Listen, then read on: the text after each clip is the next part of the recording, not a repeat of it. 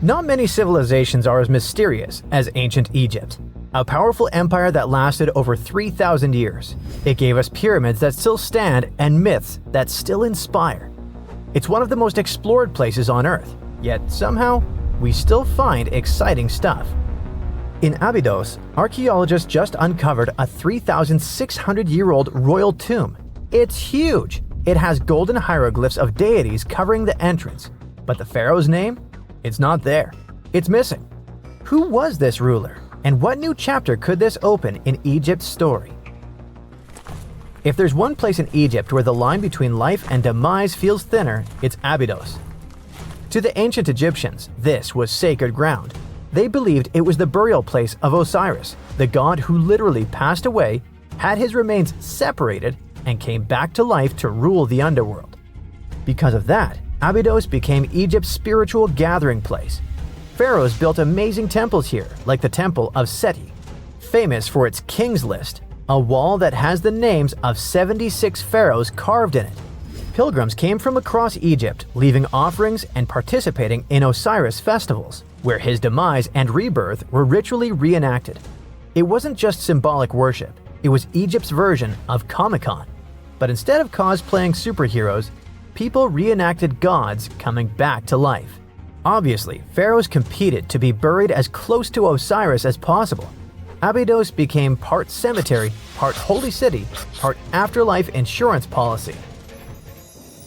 Fast forward thousands of years, and we still uncover remarkable stuff around Abydos. That's the case with the recently discovered tomb. In early 2025, a joint team of researchers from the US and Egypt decided to dig beneath a rocky rise ominously called Anubis Mountain. You remember Anubis, the jackal-headed deity who guarded cemeteries. The uncovered royal burial was hidden 23 feet below the surface. Sadly, even though it eluded archaeologists for so long, robbers had already taken away with treasures ages ago. They could definitely tell this was a tomb of someone super important. Similar to how you can walk around a mansion with no furniture but still deduce that someone rich must have lived there. The chamber had mud brick vaults rising over 16 feet. That's taller than a female giraffe standing upright. For something built 36 centuries ago, it still felt enormous. However, when you remember that Egyptians were masters of architecture, nothing seems surprising. So no treasures, no golden mask, and sadly, no name. The cartouche that should have spelled the king's identity was unreadable. Egyptian tombs usually bragged about who was inside. In ancient Egypt, a cartouche was basically a big oval name tag for kings wrapped in hieroglyphs.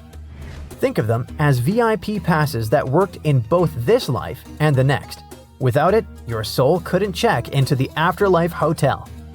That's because to the Egyptians, your name, your Ren, wasn't just so your teacher could distinguish you from kids with the same haircut. It was a core part of who you were. As long as your Ren survived, so did you. To have your name forgotten was considered a fate worse than passing away. A soul cannot journey without a name. That's why you'd see cartouches all over the place, on temples, obelisks, jewelry, statues, and tomb walls. It wasn't there just for the marketing. It kept the pharaoh's presence front and center everywhere you looked. Imagine building a massive tomb only for 3,600 years later to walk in and go, who is this guy again? Not cool at all. That's why it's fair to imagine our nameless pharaoh haunting the robbers for all eternity. So yeah, cartouche was considered very significant. One of the most famous and mind-blowing examples comes from the tomb of Thutmose III. His burial chamber and sarcophagus were literally shaped like a cartouche. In other words, the entire room was a living architectural symbol of his name. Thankfully, in the recently discovered tomb, not everything was erased. Painted in golden hues at the entrance were two familiar guardians, deities Isis and Nephthys. Isis was the magician who stitched Osiris back together and breathed life into him. Nephthys, her sister, was the eternal mourner and protector of the mummy. Together, they promised that whoever rested here would not face the afterlife alone, and it's one additional proof of the importance of the mysterious pharaoh. So, who could this be? To answer that, we need to go down history lane. This tomb dates back to Egypt's messy chapter called the Second Intermediate Period. Instead of one ruler in charge, the country had many rival kingdoms, each with its own little power base, like a real-life Egyptian version of Game of Thrones. And right in the middle of that chaos was Abydos. For a while, it was home to its own line of kings, the so-called Abydos dynasty. Those weren't the pyramid builders everyone knows, and that's why they're so mysterious. They left behind almost nothing. No great monuments, no sprawling cities, just fragments of names on broken blocks. For centuries, many scholars even doubted they existed at all. That sorta changed in 2014, when archaeologists uncovered the tomb of Senebkay, one of those shadowy kings. Now, everything we know about Senebkay points to him having quite a story to tell. His bones revealed 18 deep wounds, the kind you get in battle. He had blows to his skull, back, and hands, and likely lost his life fighting, making him one of the few pharaohs we know who sadly fell in combat.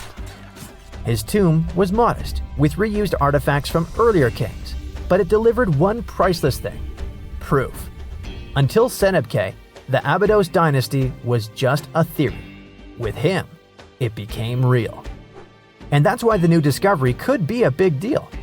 The newly uncovered royal tomb at Abydos shares the same layout and style as Senebkay's.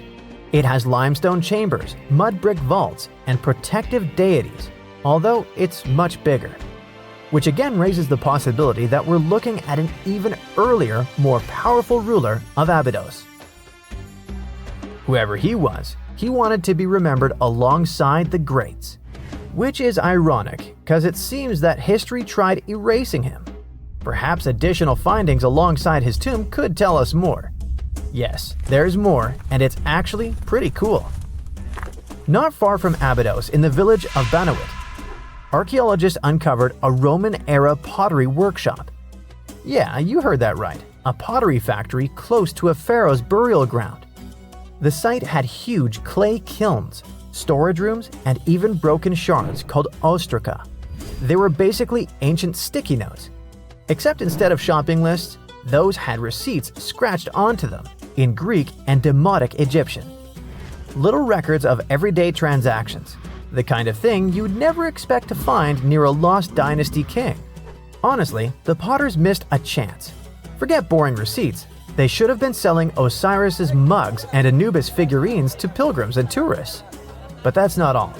It seems that centuries later, during the medieval period, the same ground became a cemetery.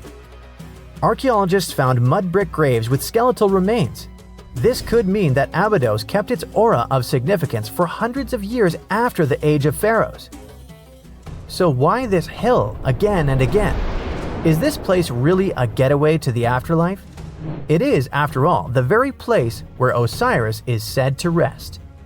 That belief lingered like a shadow for thousands of years, strong enough to pull in pharaohs and later medieval families. Different rituals, same sacred ground. Although, to be fair, the Romans weren't here for Osiris. They came to make pots. The story of Abydos is not over. The excavations will continue, and who knows what else could be discovered in the future. Today, archaeologists are armed with tools that are basically X-ray glasses for the desert. Every scan could reveal a hidden chamber, or if we're lucky, finally give our nameless pharaoh his wren back to him. In fact, I became strangely invested in finding out who he was. So let's hope for some news soon. It's only a matter of time. Do you have your own theories? Let me know. Let's face it, most ancient tombs have been looted at least once. No matter how scary the rumors could have been, most mummies were open too. But one. This is the Bashiri mummy, and it puzzles everyone so much that nobody dares to see what's inside. Meet Howard, but you must know him already if you're into Egyptian history. He's primarily famous for discovering King Tut's tomb back in 1922. But few people know that before this revolutionary discovery, he had probably found another mummy. It happened in 1919, and it goes by several names, either the Bashiri mummy or the mummy of Pacheri. or the untouchable one. Some reports say that Howard stumbled upon the Bashiri mummy in Luxor's Valley of the Kings, just where he would later find Tut's tomb. Despite this find, not much is known about this particular mummy. The reason why it's still unharmed in any way is not because of some superstitions, but because nobody is sure that they can undo what they do if something goes wrong. The mummy is so intricately wrapped that researchers never unfurled it for fear of irreversible damage. The golden rule of anyone who works with antiquities: if you're not sure you can't make it better or preserve it unchanged, do not touch it. History knows many examples of ancient relics ruined beyond repair, say Ecce Homo, or smiling statue restoration. The delicate fabric that covers the mummy's face has this cool design that kind of looks like a pyramid. The researchers are not 100% sure, but this might be the only one of its kind with that embalming style. But without knowing the ancient technique, it's next to impossible not to ruin the mummy while unwrapping and wrapping it back. Back in the day, people, both experts and looters, would unwrap mummies for all sorts of reasons, mostly to study them. Luckily, these days, we have advanced tech that lets us check out what's inside a sarcophagus without having to unwrap anything. After taking a closer look at the Bashiri mummy, researchers figured out that it belonged to a man who was around 5.5 feet tall and lived during the Ptolemaic era, which makes this mummy roughly 2,300 years old. The Egypt Museum shared that the X-ray scan also uncovered an inscription of the guy's name, but it's a bit tricky to tell if it says Pacheri or Nenu, adding to the intrigue. The museum also pointed out that the fancy casing the mummy is in features all sorts of decorated scenes. You can see the mummy lying on a bed, flanked by deities Isis and Nephthys, along with the 4 sons of Horus. Plus, there are 2 images of the funerary god Anubis at the feet of the casing. By the way, Bashiri mummy is not the only one that has remained untouched. This is Issa Temkebde, and Gaston Maspero, a French archaeologist, made the decision to leave her mummy untouched, wanting to keep her resting peacefully since she was in such amazing shape. He did mention, though, that her tomb had been raided long ago. Thanks to some X-ray work, we learned more about the mummy. The scans revealed a few artifacts still wrapped up with the wife of a high priest, including amulets around her neck, right arm, and forehead. The X-rays also showed she had some dental issues and arthritis in her knees. While she passed away as an older woman, it's tough to pinpoint her exact age. However, various sources from her son's reign indicate that she was held in high regard in the kingdom.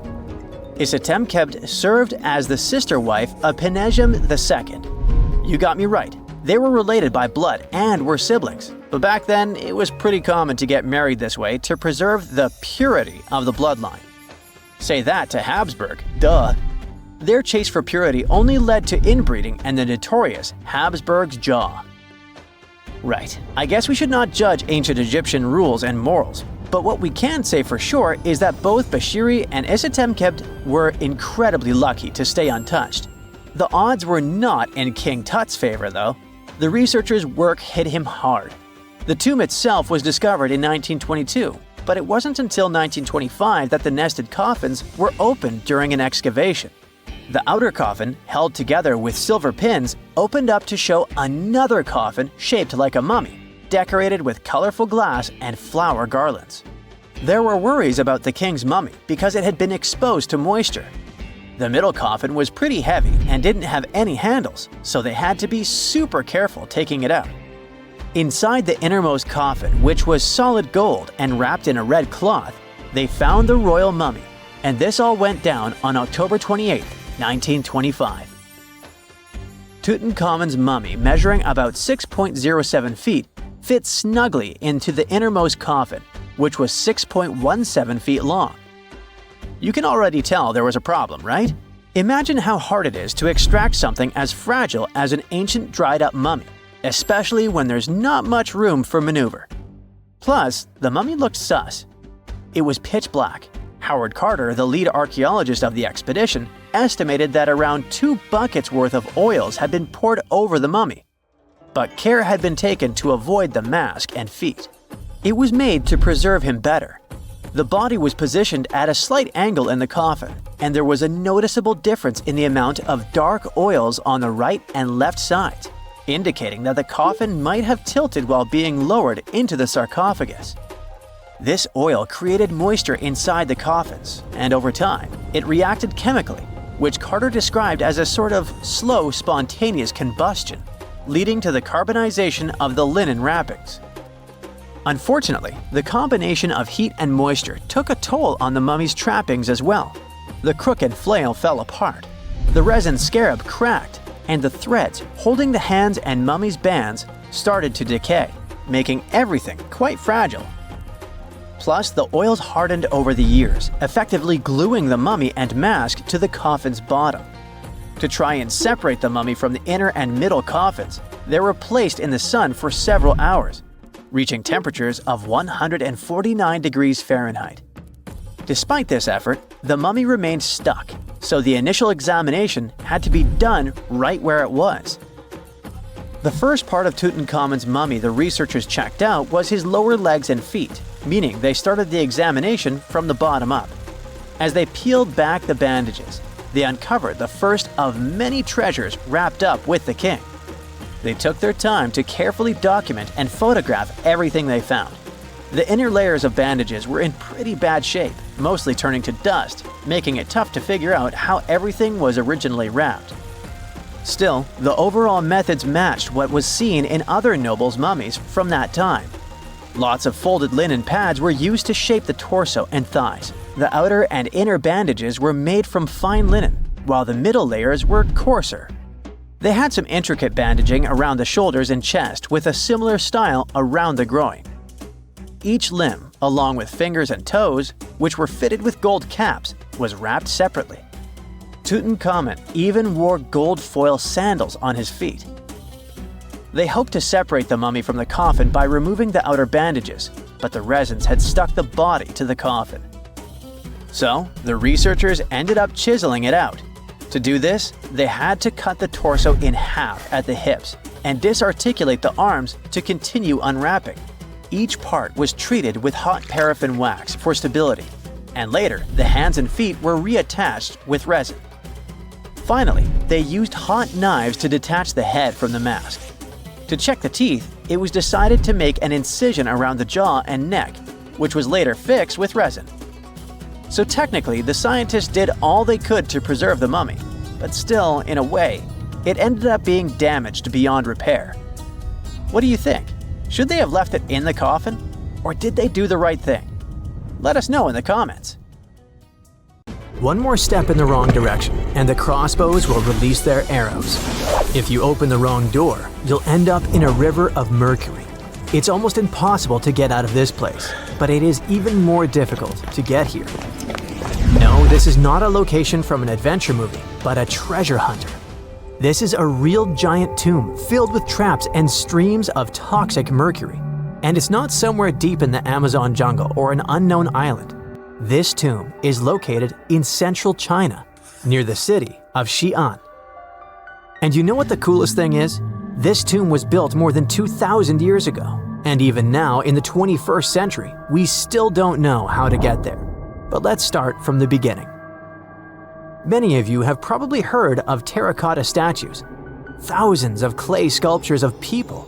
Those statues were first found in 1974, when a group of peasants were digging decks near Xi'an.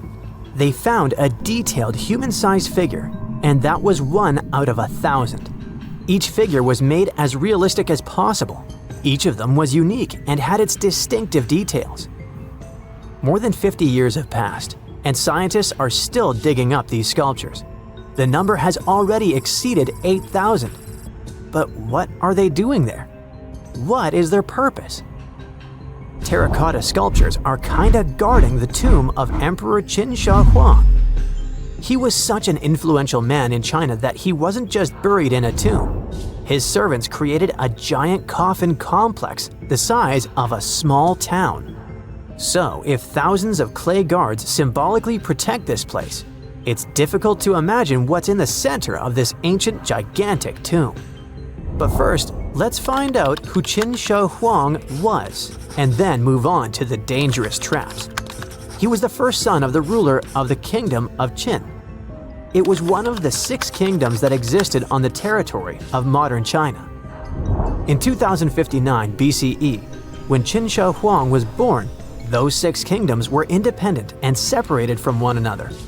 Moreover, there was a strong conflict between them that lasted for more than 200 years. But Qin Shi Huang turned out to be the man who managed to conquer and unite all these kingdoms. He became more than just a king. He became the first emperor of China.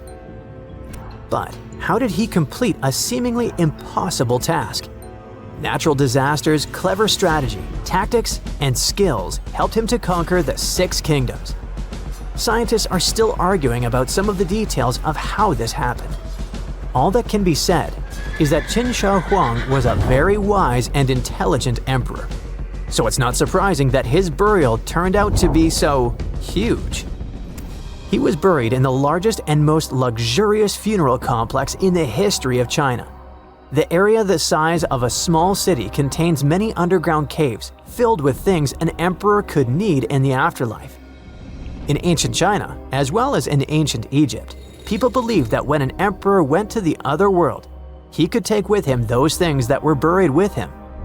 Unfortunately, sometimes it could be people, but Qin Shi Huang acted wisely and correctly. He decided to bury clay statues.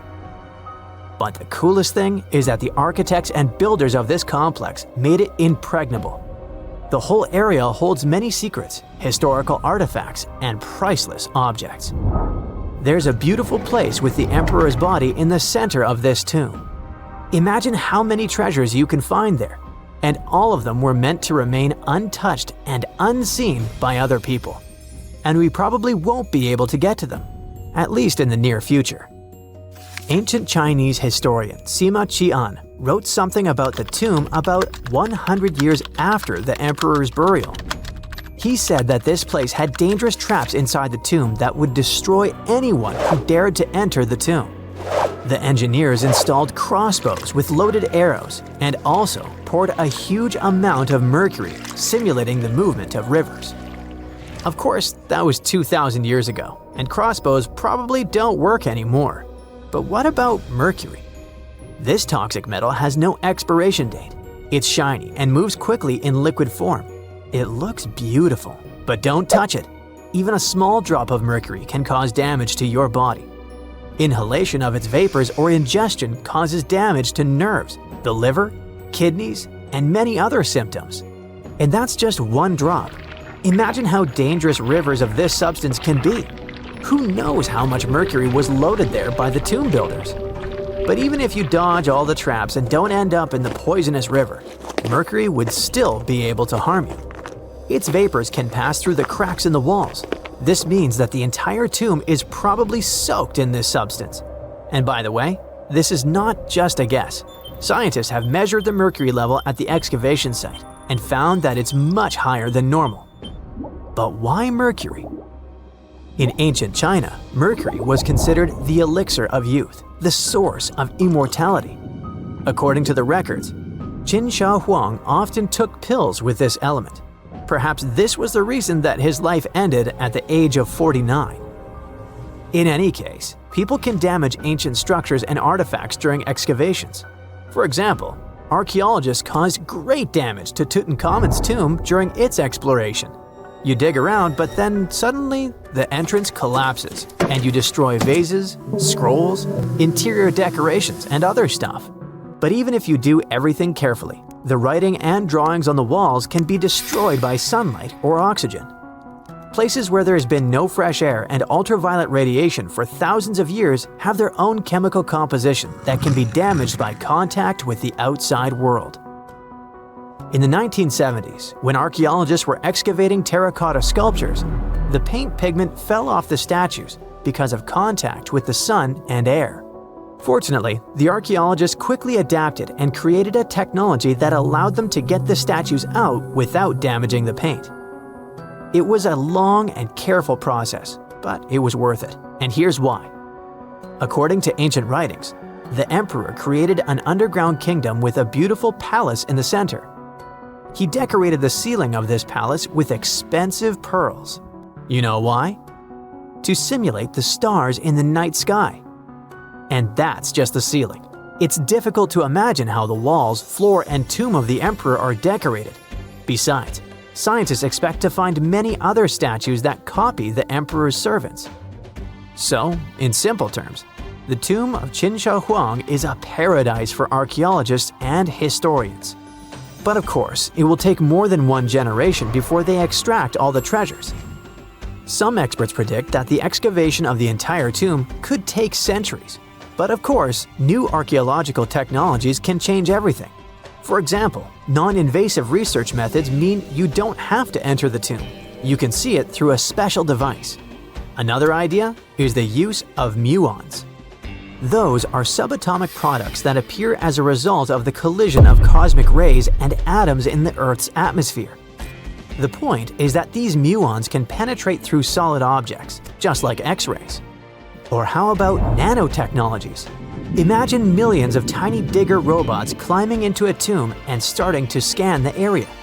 They transmit the data to a computer, and then scientists create a holographic model. It all sounds cool, but to be honest, the charm of archaeology is lost here. It's one thing when you carefully dig up some ancient artifact with your hands, see it with your own eyes, and scrupulously clean it from the ground. And it's completely different when you watch it on a computer screen. But in any case, technologies using muons or some kind of robots ensure people's safety. It's better if a computer falls into a trap than if it happens to an archaeologist. Miles and miles of yellow sand, treeless mountain ridges, and scorching hot sun over your head. And suddenly, something you'd never expect to come across in a barren desert. A small group of overexcited people. They're as happy as you would be if you had won a lottery. They've just found an ancient tomb, once flooded with its walls in bad shape. But the stuff they discovered inside proves that this is the burial site of one of Egypt's most mysterious pharaohs. Historians have been hunting for his tomb for years, but no one expected it to hide ancient treasures. Fast forward. After careful examination of the site, Egyptian officials have announced the discovery of the tomb of King Thutmose II. It's the last missing tomb from Egypt's 18th dynasty. And this is also the first royal tomb found since King Tutankhamun's was discovered in 1922, in more than 100 years. A team of Egyptian and British archaeologists found the tomb in the Theban Mountains area, west of Luxor, near the famous Valley of the Kings. Before this, the site was only known as Tomb C4, but during their excavation, the team found clear evidence proving it belonged to King Thutmose II. Archaeologists actually found the entrance and main tunnel leading to the tomb in 2022. But at first, they thought it belonged to a queen because it was near the graves of Thutmose III's wives. It was also close to Queen Hatshepsut's tomb. Originally, it was prepared for her when she was just a royal wife. But everything changed when she became pharaoh. But we'll talk about this twist of fate a little later. But soon they realized that their discovery was much more significant.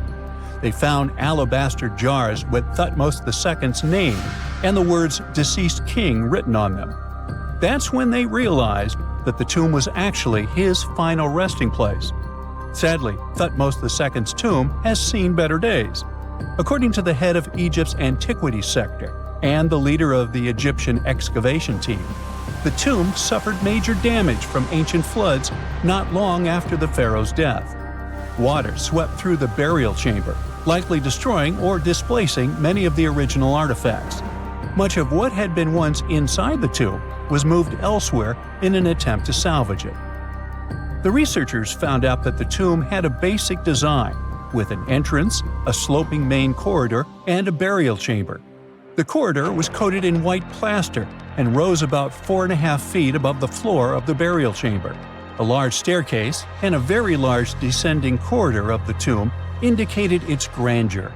It took the team a long time to navigate through, though, as the tomb was blocked by flood debris and collapsed ceilings.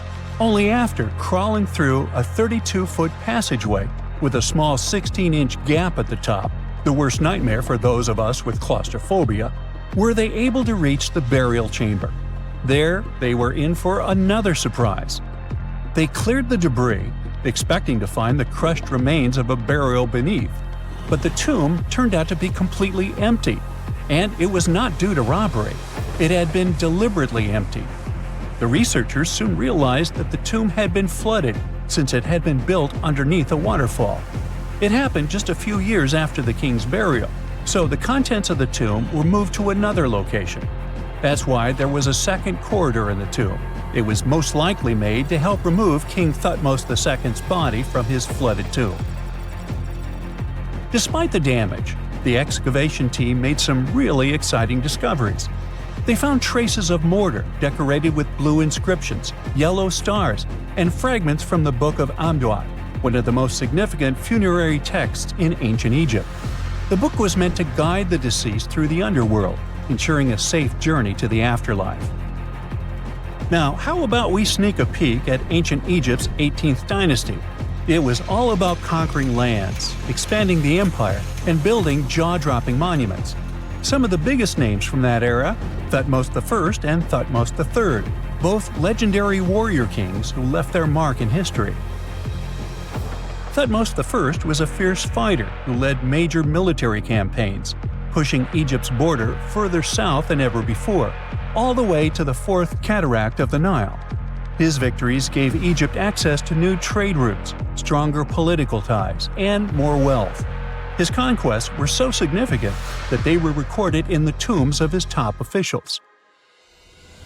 Thutmose III, sometimes called Thutmose the Great, took things even further. He was not only an incredible military strategist, but also the commander of Pharaoh Hatshepsut's armies before becoming king himself. He led between 17 and 20 military campaigns, winning every single one and expanding Egypt's empire to its peak. He even created the world's first navy. Thutmose III is often remembered as Egypt's greatest warrior pharaoh. And sandwiched between these two powerhouses was Thutmose II, a pharaoh who doesn't get nearly as much attention. Hey, the middle child, right? His reign lasted only about 5 years before he passed away at around age 30 in 1479 BCE. He is kind of a mystery. No one really knows what he accomplished. For the longest time, even the location of his burial site was totally unknown. His body was actually found in the 19th century. It was just lying around in the mortuary temple of Deir el-Bahari, in a secret chamber where priests used to hide royal mummies centuries after their original tombs were looted by grave robbers. In other words, Thutmose II's body must have been moved from his original resting place at some point in history to protect it. During his lifetime, Thutmose II made at least one major impact on Egyptian history. He married his half-sister Hatshepsut. That might not sound like a big deal, but it helped her become Egypt's greatest female pharaoh after he passed. The catch? She kept her stepson, Thutmose III, off the throne for decades. When he finally took power, he erased her name from history out of spite. And still, Hatshepsut is one of Egypt's greatest pharaohs, no matter if you're talking about a man or a woman. She brought a lot of wealth and art to Egypt. She led a big trading trip to a place called Punt, where she brought back things like gold, ebony, and incense. She also made sure her name lasted by building amazing structures that we can still see today. At Karnak, she added huge obelisks. One of them is still standing tall.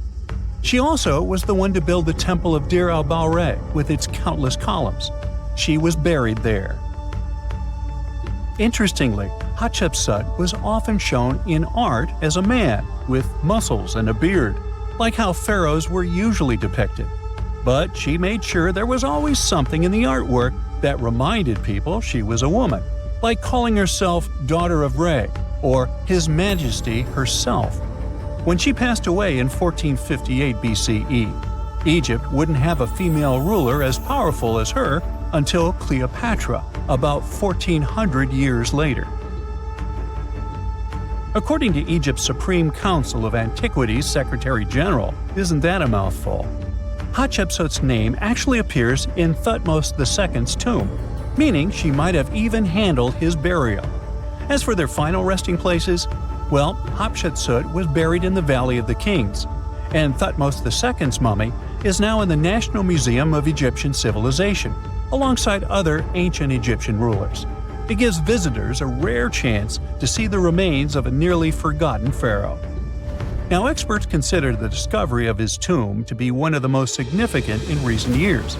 The artifacts found there add important details to our understanding of the history of the region and Thutmose II's rule.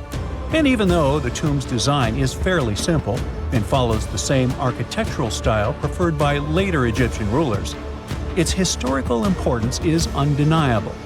In any case, the mission isn't over yet. Archaeologists are now focusing on solving another mystery. Where did the rest of the tomb's contents end up? The team is determined to continue their search. Who knows what other secrets they will uncover that have remained hidden beneath the sands for thousands of years. So looky here, scientists discovered ancient artifacts near King Tut's tomb. Turns out his VIP final resting place looks more like a public graveyard with about a dozen wooden coffins that's been there for around 3,600 years. Now, okay, I might have exaggerated a tad. The 11 tombs weren't exactly right next to King Tut, but they were close, near the same city of Luxor. New findings in Egyptian tombs can help us piece together what life was like in ancient Egypt. And guess what? Ancient Egyptians seem to have been remarkably like us, modern humans. Say, the women have always loved jewelry, and archaeologists retrieved a beautifully made necklace with 30 amethyst beads and 2 agate beads, plus a hippo head amulet. Bet it was all the rage back then. Researchers also discovered 2 copper mirrors. One had a handle shaped like a lotus, and the other was decorated with Hathor, the ancient Egyptian deity of the sky, women, fertility, and love. These recent excavations near Tutankhamun's burial site led to another jaw-dropping revelation. For the first time in thousands of years, fragments of Queen Hatshepsut's Valley Temple were uncovered. This fearless woman was thought to be the second female pharaoh, who ruled with both courage and wisdom, leaving a legacy as solid as the stones themselves. Her temple, hidden for ages, opens a window into a time filled with power, intrigue, and spiritual devotion. Archaeologists found over 1,000 beautifully decorated stone blocks on the outskirts of Hatshepsut's funerary temple. There were very few women who managed to take the throne in ancient Egypt. Another tomb was found nearby, and it belonged to the overseer of Queen Teti Sheri's palace, whose name was Jehuti-Mez. Queen Hatshepsut seems to have even more tombs, aces up her sleeve. These tombs were carved into the rock instead of being built as pyramids, showing a unique ancient perspective on how to protect the soul in the afterlife. Experts managed to retrieve some cool ancient pieces from the site.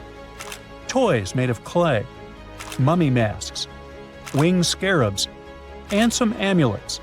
Sadly, there surely used to be way more artifacts, but over the last centuries, there have been people other than archaeologists to stumble upon this site.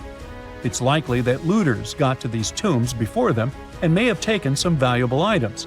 But they did leave behind some cool stuff for the researchers, like pottery used for offerings of bread and meat, along with archers' bows that connect the tomb's owners to the Egyptian military. Meanwhile, soul protection is way more important than you might think, especially if you're roaming around Luxor looking for ancient secrets. You aren't scared of King Tut's curse, are you? Let me tell you what happened to those who weren't scared, but promise me to take it with a dash of salt, okay? For years, Egyptologists, especially those who believed in paranormal activity, were convinced that there was an unsettling curse surrounding Tutankhamun's archaeological discoveries. This belief stemmed from the mysterious and untimely demise of several excavators who discovered the tomb in 1922 with no logical explanation for why they passed away. It was just easier to chalk it up to something supernatural and avoid the whole mess. But it turns out it wasn't a curse at all. It was likely the radiation that caused those excavators to perish. Now, you might wonder where the radiation came from. After all, while radioactivity was discovered in the 19th century, Ancient Egyptians, despite their impressive pyramids, didn't have any radium lying around to make Tut's tomb glow like crazy. So, what could be the real story? It might have been toxic waste behind it all. Toxic levels of radiation from uranium and hazardous waste have been lurking inside the tomb since it was sealed over 3,000 years ago. The burial chamber of Tutankhamun's tomb reportedly has such high radiation levels that anyone who steps inside could easily end up with a fatal dose of radiation sickness or an incurable condition. By the way, you can have a somewhat similar level of radioactivity if you don't get rid of those moldy dinner leftovers you left to perish in your fridge a month ago. But this radioactivity isn't exclusive to Tutankhamun's tomb. Ancient Egyptian artifacts discovery is rewarding yet dangerous due to unusually high radiation levels in Old Kingdom tombs all over Egypt. Geiger counters have detected radiation at 2 sites near the Giza pyramids, and radon, a radioactive gas, has been found in several underground tombs in Saqqara. Interestingly, experts believe that the builders of these ancient tombs were aware of the toxins, as some eerie warnings were carved into the walls of many tombs. One inscription ominously declared, "They that break this tomb shall meet their end by a malady that no doctor can diagnose." Other ominous phrases like "forbidden," "due to evil spirits," only added to the fear that supernatural curses haunted these ancient sites. Ominous signs have stunned archaeologists since forever, but the fear grew even stronger a century ago with the mysterious passing of Lord Carnarvon, who funded King Tut's excavation in 1922 and reportedly explored the treasure-filled rooms, along with several others who entered the tomb. Arthur Weigall, another British Egyptologist who was present at the tomb's opening and is credited with starting the curse myth, passed away young when he was just in his 50s in 1934. Chances are the condition that made him pass was connected to radiation. In total, 6 out of the 26 people who were there when the tomb was opened met their end within a decade from various causes. Not only X-ray exposure, those reasons include asphyxia, stroke, heart failure, pneumonia, and even poisoning. Well, isn't this getting a little grim? There was one guy who opened the tomb and somehow managed to avoid the infamous curse, Howard Carter, or so it seemed. Some folks pointed to his survival as proof that the curse wasn't real. After digging up the tomb, Carter published several books on the topic and shifted gears from archaeology to dealing in antiquities for various museums. Despite dodging demise or injury, rumors swirled about how the curse may have impacted him in other ways. One of the big stories linked him to Lord Carnarvon's daughter, Evelyn. Some said he was madly in love with her, but she married someone else, so he chose to stay single. Others claimed they had an affair while she was in Egypt, which ended when her father passed away and she left the country for good. However, there wasn't much evidence to support these stories. Evelyn was just 6 when they met, and they remained friends until his last breath. She was even one of the few attendees at his funeral, but denied any romantic involvement, saying they weren't that close. A year after the revolutionary discovery near King Tut's tomb, Evelyn married politician Sir Brograve Beauchamp and had a daughter. That same year, Beauchamp toured the tomb with his parents, guided by Carter himself. Carter never married and, aside from those posthumous rumors about Evelyn, had no other romantic connections. While the curse adds an intriguing twist to his life story, his tendency to keep relationships at arm's length was evident long before the tomb was opened. It seemed Carter just wasn't a people person. In 1939, after battling a serious illness, he ultimately succumbed to fate. He was 64, which was a pretty common life expectancy in the UK back then, so no one really thought it was off and linked it to an ancient curse. When he passed, it turned out he had several artifacts from Tutankhamun's tomb in his London apartment, which were eventually sent back to Egypt, marking what some viewed as the curse's end. Who knows? Maybe if he hadn't had all those ancient souvenirs at his place, he would have lived way longer. But all the other demises might seem off. The curse theory was likely fueled by some strange events during the excavation. Carnarvon got a mosquito bite that became severely infected, And around the time they opened the tomb, Cairo experienced a bizarre power outage and a freak sandstorm. Back in England, the Earl's dog, Susie, managed to escape from Carnarvon's house and began barking frantically at seemingly nothing. At least that's what the staff and family saw. Strangely enough, at the very moment her owner's heart stopped, Susie started howling and fell down without showing any signs of life. Maybe radiation didn't play a crucial role after all, and those were indeed ancient artifacts from King Tut's tomb that made them all perish. Spooky, huh? A Portuguese archaeologist just discovered a bunch of sunken ships filled with gold, including a Spanish galleon with 22 tons of gold and silver. This much gold today is worth about $2 billion, and this is the money from one ship alone. Archaeologist Alexandre Monteiro made this discovery almost by accident. He was studying some documents when he found some information about a ship that went missing in 1615, and he decided he wanted to find it. After many years, Alexandre found not just this specific ship, he actually discovered 8,620 shipwrecks in the waters of Portugal alone. Out of this number, 250 are gold-filled shipwrecks, a discovery that would make any Jack Sparrow shake in his boots. Most of these ships went down for boring reasons like the weather, but sometimes they were destroyed in battles, which may or may not have been super epic. They were carrying gold and other treasures from the New World to Europe, and of course, everyone wanted a share. Alexandre had been studying historical shipwrecks for 30 years now, so he has discovered many ships that went down in somewhat glorious ways. In 1816, for example, a ship of one of the richest men in Portugal sank in Australia, with an insane amount of 66,000 silver coins. This was the first ship from Portugal to ever plunge in the waters of Australia. The bad news is that these ancient sunken vessels, filled with riches and epic stories, are not so easy to reach. They're deep down in the ocean and covered by sand. You could still try, but that would be stealing part of a country's history. And you wouldn't want to be that person, would you? Naturally, Portugal was not the only country that explored the seas back then. The coast of Europe is packed with sunken ships filled with gold.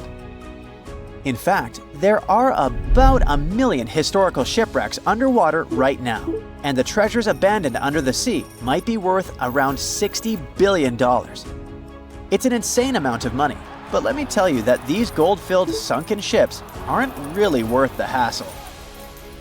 There are many stories of maritime treasure discoveries that turned into insane lawsuits and even long jail time. Our first story starts in 1746, when a violent storm crashed a ship called Prince de Conti near an island in Brittany. The ship was filled with tea, ceramics, and 100 gold ingots. Of course, the owners of the ship tried to save the loot, but if it's not easy now, imagine how it was back in the 18th century. It took more than 200 years for the vessel to be found. It finally happened in 1975, when a group of French men discovered it and decided to take pretty much every valuable thing they could find. Now, I said these things were not worth the trouble for a reason. In France, if you find anything that can be historical, you must declare it to the local authorities within 48 hours. Fail to comply, and you will be committing something known as a crime. To be fair, our French friends here did declare their findings, but only the corroded cannons from the ship. And the gold? Well, they sold it. Obviously, because each gold bar is worth between $125,000 to $231,000. It took French authorities almost 50 years to retrieve the stolen gold, and they didn't retrieve all of it. Part of it was bought by an elderly couple living in Florida, and the crime is so serious they were charged for connection with money laundering, organized crime, and the trafficking of cultural goods. The poachers also sold some gold ingots to the British Museum collection.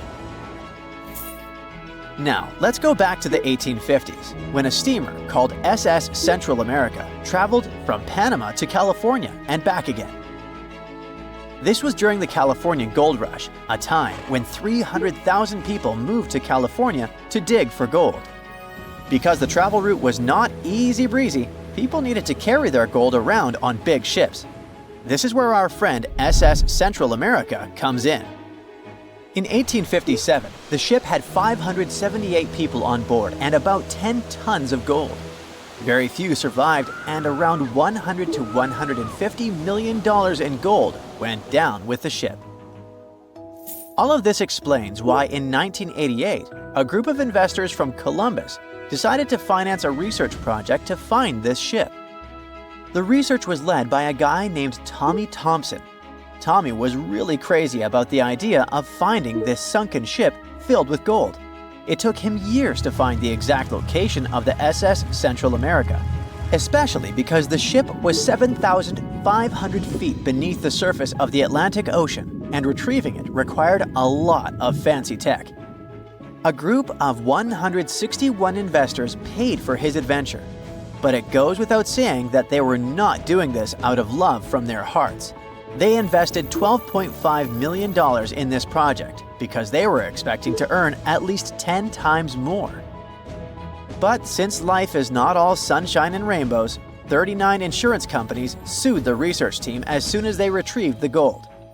Back when the ship was up and running, these companies insured the cargo of the SS Central America, and when the cargo was finally retrieved, more than 100 years later, they wanted to be compensated. They said it was not their job to retrieve it, but that doesn't mean they abandoned it. This crazy talk didn't stick, and 92% of the gold was given to the research team. The plot thickened when the investors were scammed by none other than Tommy Thompson, who fled with $4.16 million. He also had 500 gold coins, but he's not telling a soul where they are. Nonsense like this is the reason why most countries have rules to protect cultural properties. And yes, sometimes shipwrecks can be a cultural property. Obviously, there are many maritime treasure discoveries that happen without breaking any laws. The SS City of Cairo, for example, was a steamship that submerged in 1929 with 2,000 boxes of silver coins weighing 122 tons. A company called Deep Ocean Search retrieved the coins from a depth of 17,000 feet, which is 4,500 feet lower than the Titanic. 34 million pounds went to the UK Treasury, and the Deep Ocean Search also got a share. The good news here is that some of the coins can be bought by collectors, legally. Paying for a treasure is probably the closest you can get to an underwater archaeology find. I know, all I did was destroy your piracy dreams. But while raiding gold-filled shipwrecks may be a crime in most countries, or just financially impossible for us mere mortals, not all hope is lost. There is about $771 trillion worth of gold lying on the ocean floor, and it doesn't have an owner. It's like an underwater gold mine, except the gold is in the water.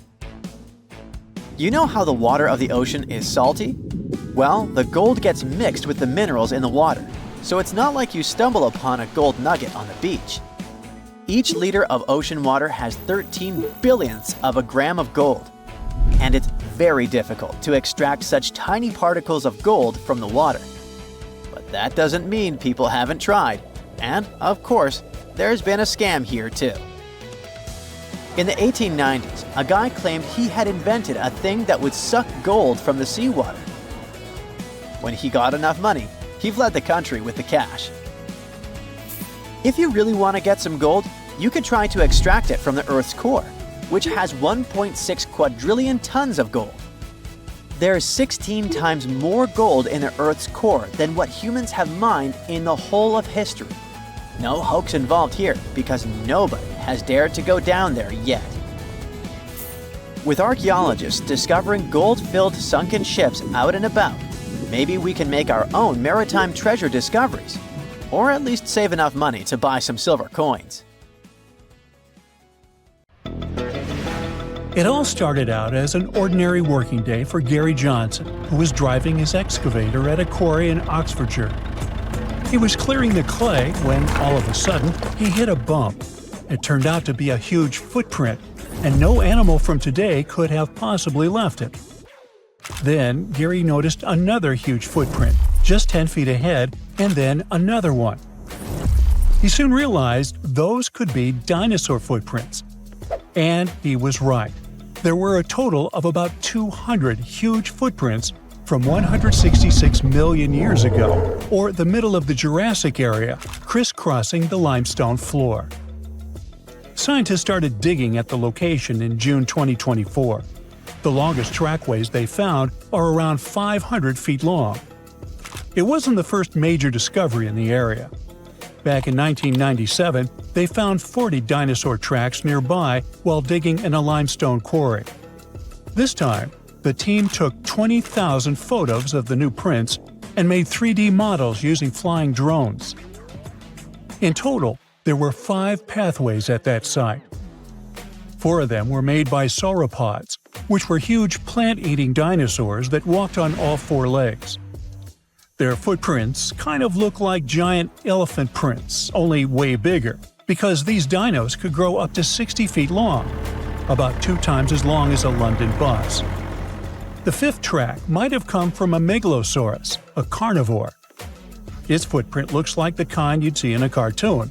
It's called a tridactyl, which means it has 3 big, clear toes. Hey, just like me. Kidding.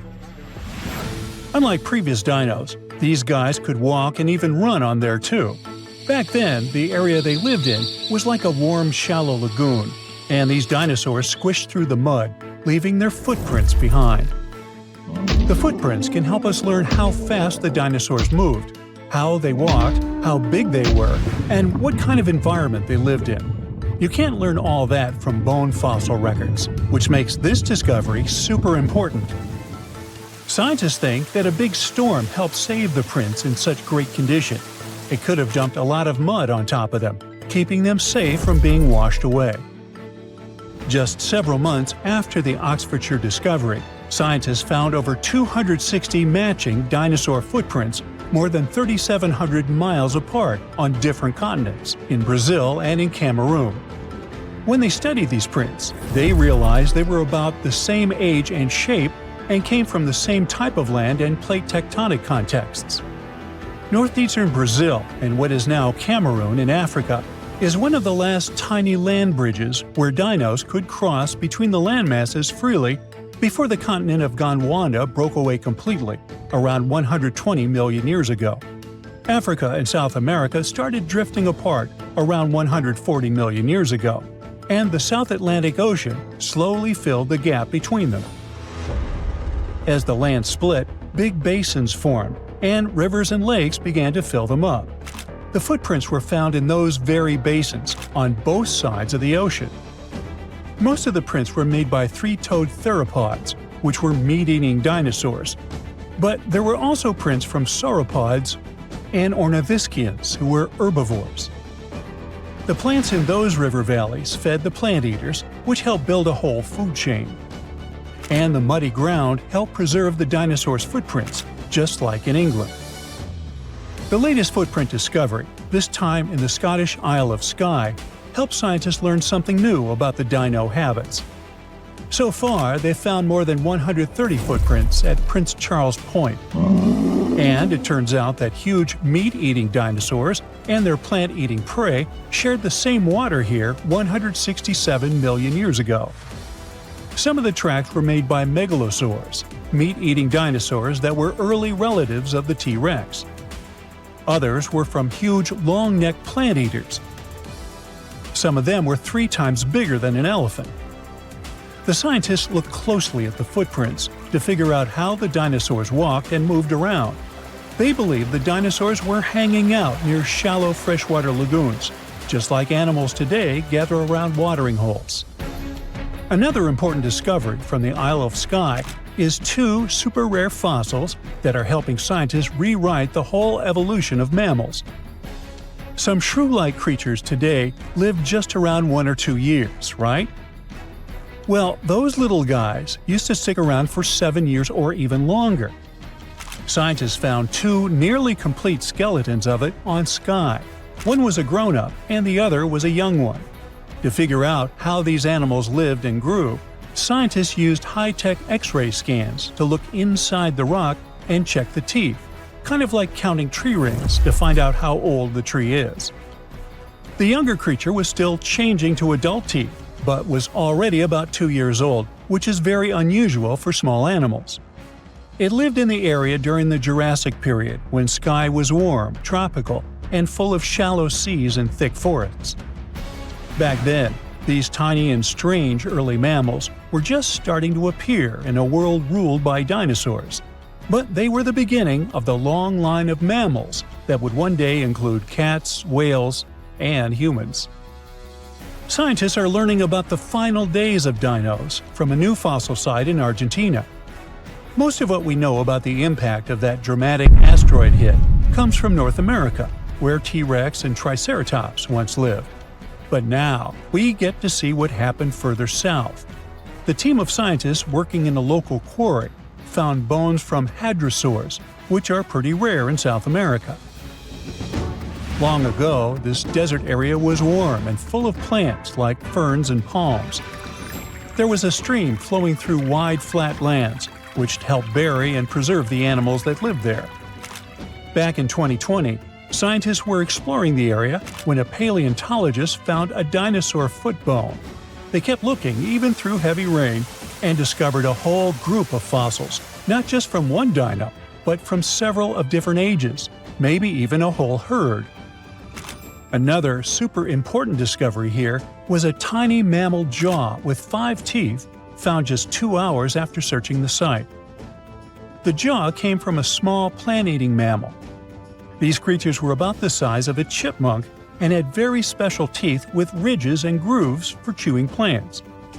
This was the first time a mammal jaw had ever been found in that whole area, and it made scientists realize the site could tell them more than just dinosaur stories. The team also found a tooth from another dinosaur and a claw from a smaller predator. All the fossils found here could help answer some big scientific questions, like were the dinosaurs already slowly disappearing before the asteroid hit, like they probably did up north? And what happened to the animals that survived the asteroid hit? Several years ago, scientists found another fossil, this time encased in amber, that came back from a time when dinosaurs walked the Earth. The world looked very different, but it also had some surprising things in common with today.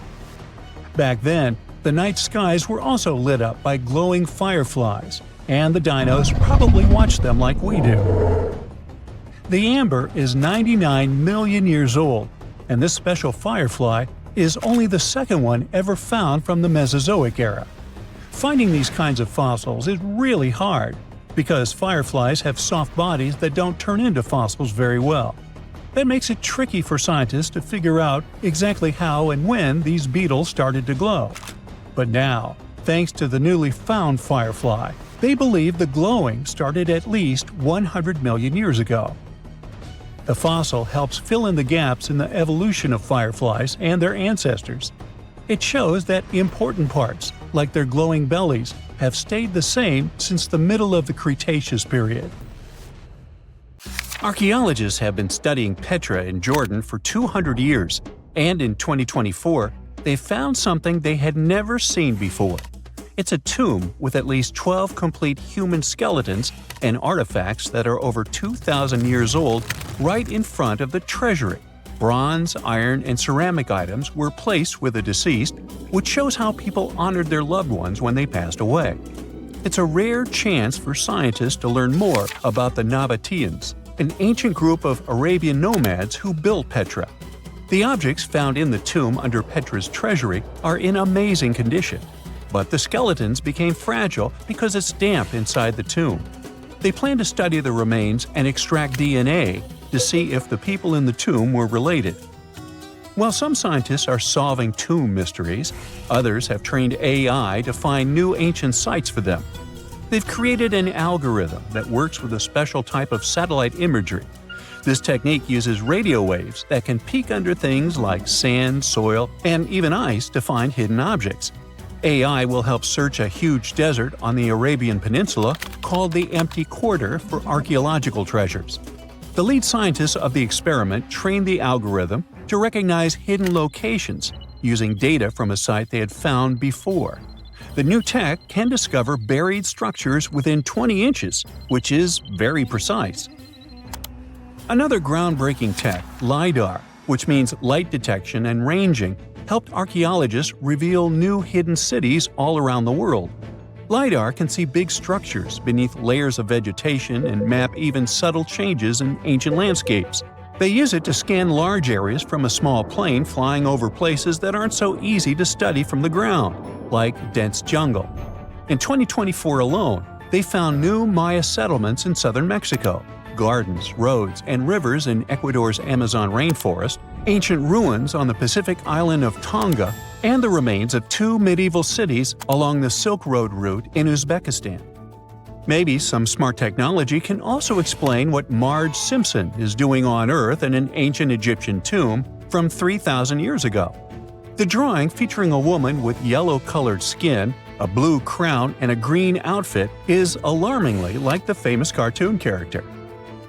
If you don't see a resemblance here, I hope you'll at least enjoy an amazingly well-preserved necklace with amethyst and agate beads. It's from another recent find from Egypt, an ancient tomb with 11 sealed burials near Luxor. Archaeologists also found 2 copper mirrors, one with a lotus-shaped handle and the second with a unique design of the deity of the sky, women, fertility, and love in ancient Egypt. The hair of the figurine was originally made from almost 4,000 mud beads. Another awesome find from 2024 is an ancient Greek shrine with intact burials, a sarcophagus, and plenty of gold inside. They think it was built before the year 300 before the Common Era, and the marble lions also found inside were made from the same marble as the Parthenon in Athens. Greece is so full of ancient treasures that the city of Thessaloniki will house around 300,000 of those artifacts in their new subway system. Meanwhile, archaeologists in France have found a monument unlike any other, and they can't figure out what it was used for. It's direct proof that people used to live here between the Neolithic and the early Iron Age periods. The coolest part is a monument made of 3 unique shapes that fit together like puzzle pieces. Some gravel found in the monument could mean there used to be a wooden fence called a palisade.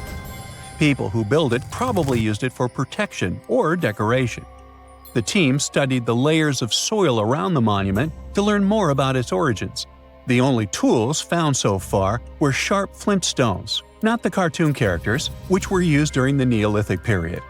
The next step will be radiocarbon dating to figure out exactly how old the site is. Now, the oldest saddle ever found so far was found in the grave of a woman near the edge of the Taklamakan Desert in northwest China. This saddle is the oldest ever discovered. It was crafted from pieces of leather that were sewn together and stuffed with straw and animal hair to make it soft.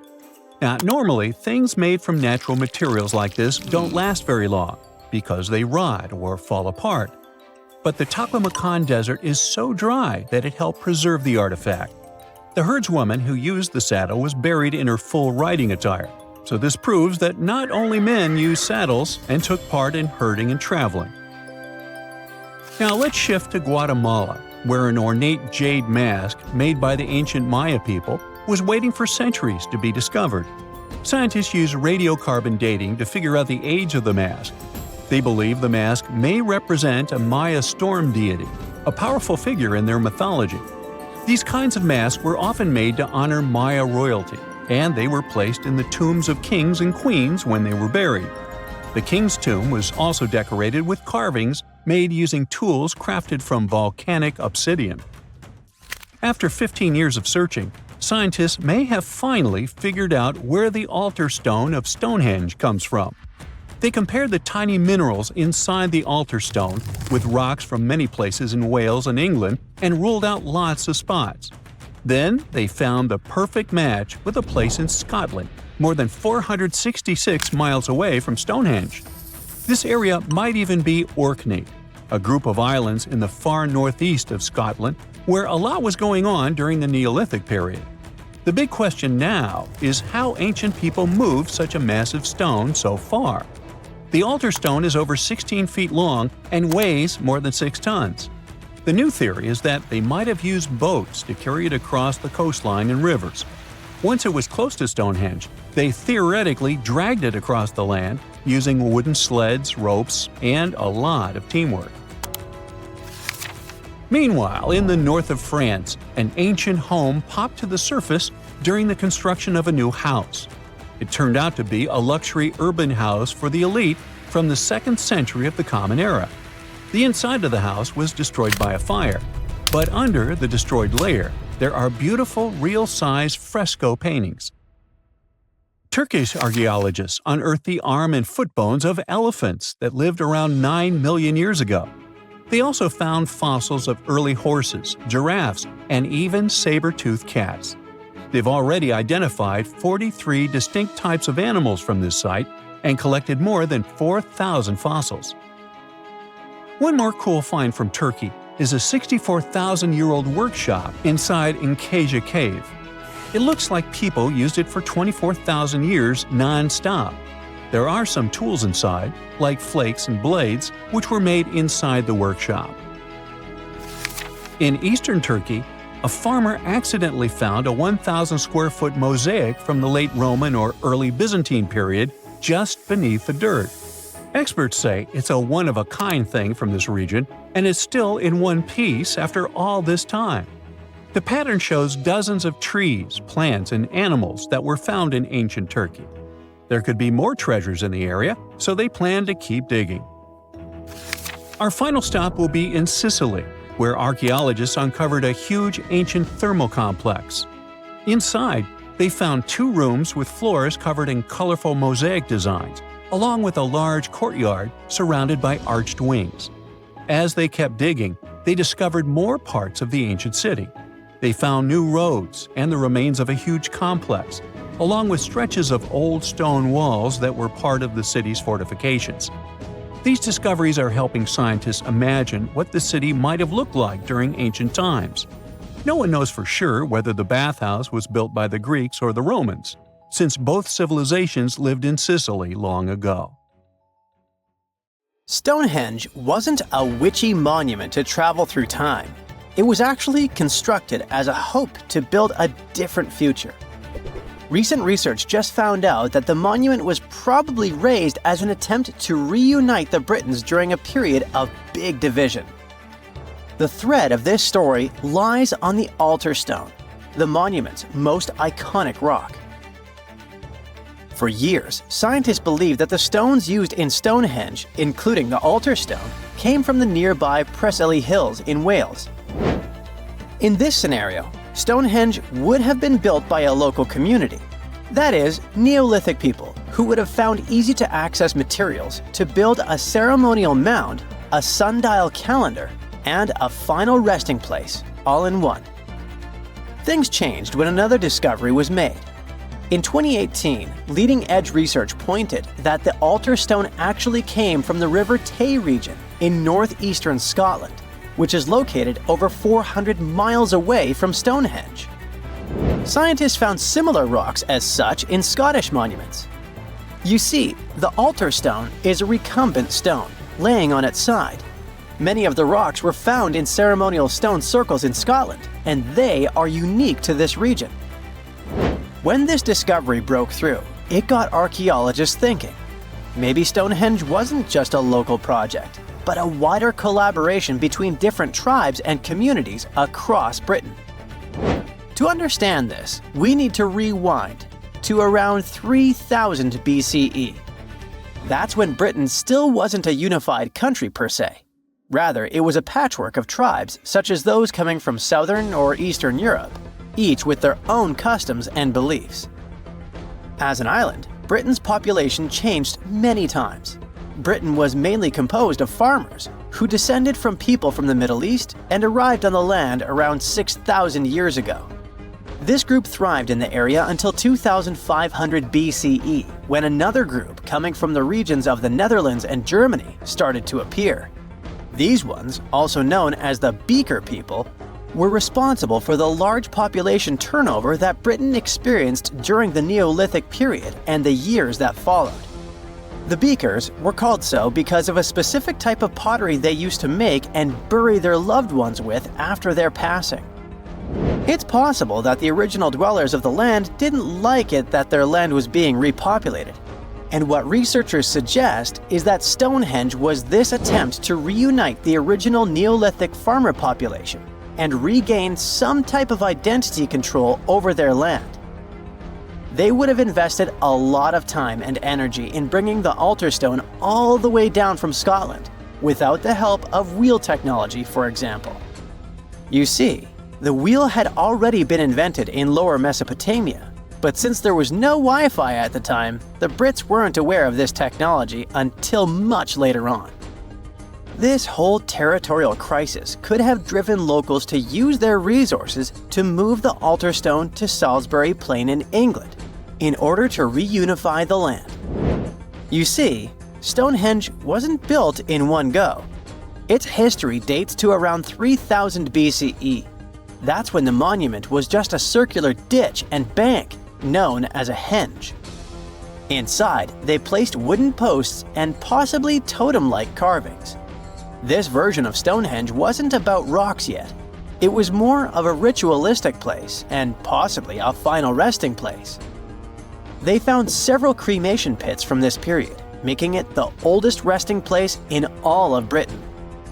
It was only around 2600 BCE that the blue stones came around. The naming might be a bit misleading since they're not literally blue rocks.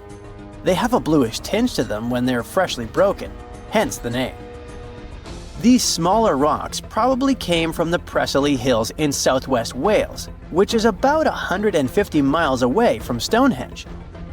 Some researchers say that the ancient ones believed that blue stones had healing qualities.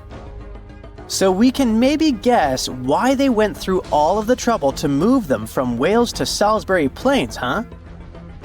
A little bit later than that, circa 2500, that's when we start having the Stonehenge we know and love today. That's when the Sarsen stones started to arrive. The Sarsens are Stonehenge's huge stones. I mean, each Sarsen can weigh around 25 tons. That's as much as 3 African elephants stacked together. The Sarsens make that iconic outer ring circle. Supposedly, that's also when the altar stone was moved from Scotland directly to the heart of Stonehenge. The altar stone is the largest of the blue stones used to build Stonehenge. Today, the altar stone lies recumbent at the foot of the largest trilithon of the monument. In case you don't know, the trilithons are the horizontal stones used to form those famous arches we see today. And here's where the story takes a twist. For nearly a century, scientists believe that the altar stone came from the same area as the blue stones, the Preseli Hills in Wales. It made sense back then. If you're already hauling stones from Wales, why not grab a special one to be the so-called altar? Except that theory started crumbling in 2018, when a team of researchers decided to dig deeper. They used advanced geochemical analysis to pinpoint where the altar stone's sandstone actually came from, and it turns out it wasn't Wales. Instead, the results pointed north, specifically to the Orcadian Basin in northeastern Scotland, 400 miles from Stonehenge. This revelation changed the whole script of Stonehenge's story. How would they move the rocks, you may ask? Well, there's an old theory known as the ice road that suggests that the rocks were moved by natural icy pathways that formed during the winter. This way, they could slide the rocks down all the way to Stonehenge. But hey, if we're talking about a distance of over 100 miles, that's not too realistic. Anyways, this theory was debunked because it was warmer back then than it is today. There's also the river theory that suggests that the rocks were floating along the river from the quarry to the site. But if we're talking about Sarsen rocks, they're too heavy to float. So there goes this theory. What we're saying is, no one knows how the rocks were moved. Another interesting info came from all the research done in Stonehenge. A recent laser survey of the stones revealed the different stone working methods used and has shown that some parts of the monument were more carefully finished than others. In particular, the northeast side and the inner faces of the central trilithons were finely dressed. FYI, a trilithon is one of Stonehenge's most famous shapes. It's when two huge monoliths receive a third one on top of them, connecting the two together. This fancy word is just Greek for having three stones. But anyway, the bigger question, and maybe why Stonehenge is so famous, is why it was built in the first place. You see, Stonehenge's entire layout seems to have been carefully planned to align with the movements of the sun. The monument's architecture is particularly attuned to the solstices, the shortest and longest days of the year. During the summer solstice, the sun rises perfectly in line with the heel stone, casting light straight into the heart of the stone circle. A spectacular, almost magical sight that surely wowed its ancient audience. But it's the midwinter solstice that seems to hold a special connection to the altar stone. As the sun sets on that day, its light aligns with the altar stone at the center of Stonehenge. To the builders of Stonehenge, this alignment may have symbolized more than just celestial precision.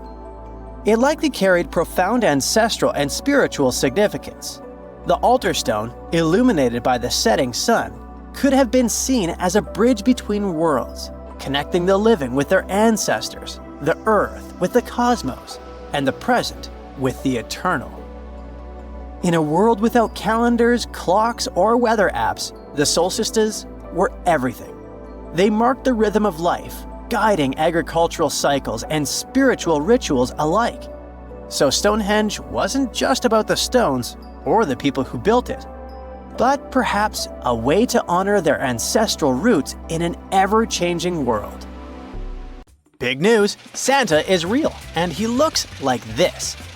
I know it's not exactly how we pictured the jolly old guy, but a recently discovered tomb might just be the proof we've been waiting for to show that St. Nicholas was real and Turkish. Turns out he wasn't a North Pole native, but a kind-hearted bishop from the 4th century, famous for giving gifts to everyone.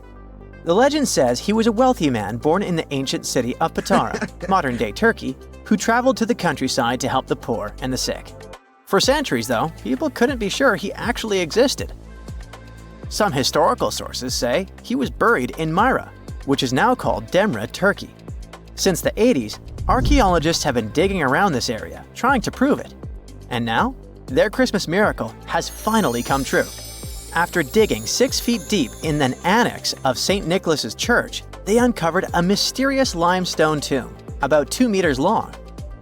While they're pretty sure this is St. Nick's final resting place, they're still searching for an inscription to confirm its exact age. Now, if we're talking about the fictional Santa Claus, legend says his home is in Lapland, Finland. Back in 2018, archaeologists made an interesting discovery that could finally prove that Santa was real.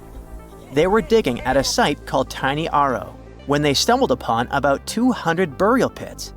But when they looked inside, there was definitely no sign of Santa. Actually, there were no human skeletons at all, just a bunch of things like pottery and animal bones. So no one really knows what this place was. That was the complete opposite of what happened with a group of archaeologists working in the ancient city of Petra, Jordan. Since 2003, there have been rumors about hidden chambers beneath the famous monument called Al-Khazneh, also known as the Treasury. 21 years later, a team finally decided to dig and uncovered an intact tomb.